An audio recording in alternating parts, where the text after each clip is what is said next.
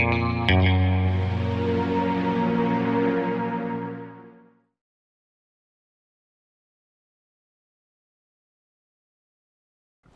this is DangerMan. We're at TopGun. We're on a nice, beautiful, wonderful. Wait a minute, this is not a beautiful. This is winter, isn't it? Yeah, it's cold. Yeah, we're at polar bears and penguins.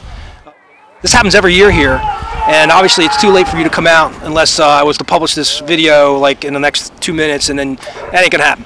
Point is, you can play this every year, but what I really like to have you do is come out to TopGun to play some of the other scenario events. What do you got here this year? This year we have loads of scenario events. We have in March, we have Black Phoenix Productions is doing a MagFed game.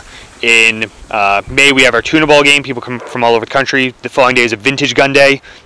In June, we have another MagFed game presented by Dead Man's Hand. Okay. And then in Alamo, we have our biggest big game of the year, which is the Alamo. We'll have about 500 plus players here. Now let's back up for a second. MagFed, for those who probably just stumbling across this whole thing for the first time, what's MagFed to these players? MagFed are guns that basically, as it sounds, the rounds are shot by magazine-fed paintball guns. It's a limited paint game. That's where you get a little bit more people that are the video game enthusiast.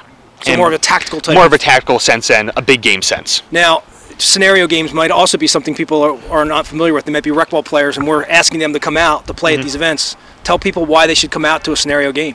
Scenario games are just fun. It's you meet a bunch of people from all age ranges. From today, we have a kid as young as 8, and we have a 74-year-old out there that's running around. Now, how many players are? How does scenario differ from a rec ball game in general?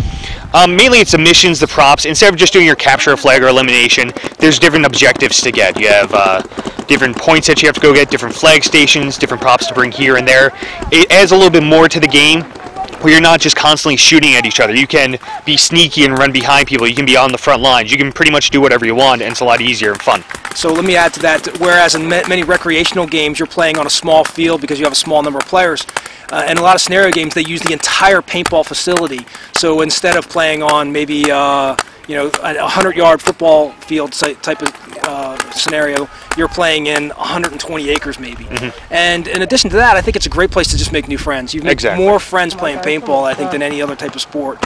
You could be playing with your local flag football league or whatever, and I think you're limited to the people that you can be exposed to and make friends with. At paintball, you just meet everybody from every age group, and it is just a blast. I mean, if you're looking to even just make new friends, this is the way to do it. All right, Carl, thanks for taking time out. Thank you very much for coming out. All right. It's too much for any man.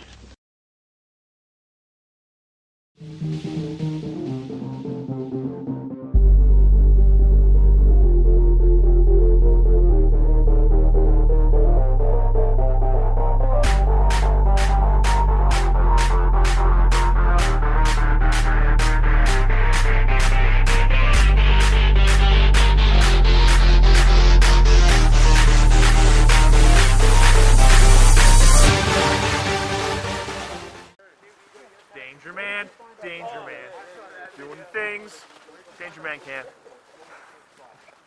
Is he a player? Is he a camera guy? Look out, it's DangerMan.